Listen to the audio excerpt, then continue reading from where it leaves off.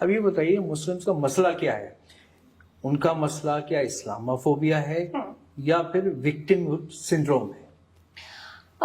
दोनों ही है, लेकिन इस्लामोफोबिया जो है, देखिए ये आता कहाँ से है, पहले हमें इस चीज़ को पूछने की ज़रूरत है कि जो फॉर एग्जांपल जो 9/11 अटैक्स हुए, या सिर्फ 9/11 नहीं, 26/11 देखा हमने देखा बहुत सारे, कितने टेररिस्ट ऑर्गेनाइजेशंस का नाम गिनवा सकते हैं जी। चाहे वो ISIS, al Qaeda, Simi, Indian Mujahideen, लश्कर तैयबा, हिजबुल मुजाहिदीन, जितने भी टेररिस्ट ऑर्गेनाइजेशंस का आप मतलब नाम गिना सकते हैं, उनमें आप देखते हैं कि they use Islam as a basis, ठीक है।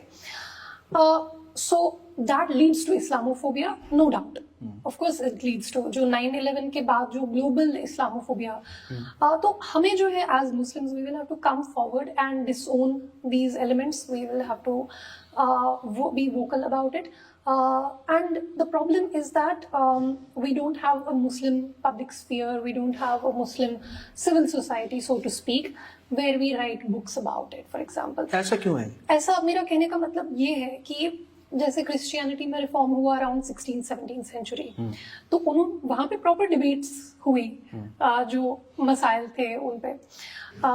हिंदुइज्म में रिफॉर्म हुआ, मान लीजिए सती एबॉलिश हुआ 19th सेंचुरी में, जो रिफॉर्म हुए, अनटचेबिलिटी को हमारे कॉन्स्टिट्यूशन में लिखा हुआ है कि इसको आप नहीं प्रैक्टिस कर सकते हैं।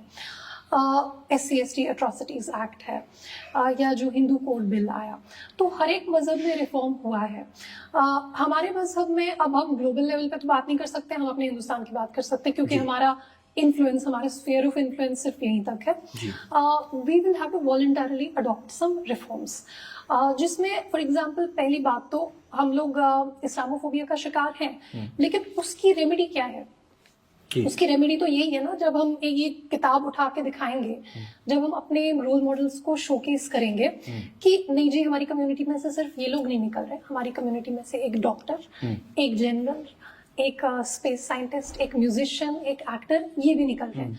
That is the solution. Yes. We all know what the problem is. There is no denying कि Islamophobia exists, but this is the solution. अब ये सोल्यूशन हो नहीं पाता, क्यों? क्योंकि हम अपने हीरोज को एक्सेप्ट नहीं करते हैं खुद। तो पहले हमें अपने हीरोज को खुद एक्सेप्ट करना पड़ेगा, तब दुनिया हमें, मतलब जब हम अपने रोल मॉडल्स को खुद रिस्पेक्ट करेंगे, तब जाके दुनिया हमें रिस्पेक्ट करेगी। अब इसमें मैं आपको एक एग्जांपल देना चाहती हूँ। जिस दिन डॉक्टर APJ अब्दुल कलाम का जिस दिन देहांत हुआ, उसी दिन याकूब मेमन का भी देहांत हुआ। तो जिस दिन आप देखते हैं कि मतलब वो तो क्योंकि प्रेसिडेंट थे डॉक्टर कलाम, तो उनको full state honour, full state funeral वगैरह सब कुछ मिला, लेकिन उनके लिए कोई हमारी कम्युनिटी में से बाहर नहीं आया। इनफैक्ट उनको हम अपनी कम्युनिटी में मानते भी नहीं हैं। उनके बारे में कहा जाता है कि ये तो जी बुत परस्त थे, ये तो जी कौन से मुसलमान है, ये तो फेक मुस्लिम है, या जो भी चीज़, दैट्स वेरी अनफॉर्चुनेट, ये कहा जाता है। वेराज आप देखते हैं कि Yakub Memon same day, you know, there were 2 striking visuals, अगर आप उस दिन के न्यूज़पेपर्स आर्काइव्स में से निकाल के देखें।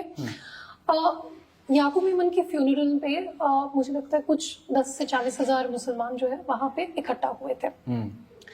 फिर हम जब कहते हैं कि हमारी कम्युनिटी को आप ऐसे क्यों देखते हो, इस्लामोफोबिया क्यों है, तो उसमें हम अपना रोल भी इन्वेस्टिगेट करें, क्योंकि हम अपने रोल मॉडल्स को रोल मॉडल मानते नहीं है। तो जब तक हम उनकी खुद रिस्पेक्ट नहीं करेंगे, तब तक हम कैसे डिमांड कर सकते हैं कि दूसरी कम्युनिटी या बाकी जो दुनिया है वो हमें रिस्पेक्ट करे।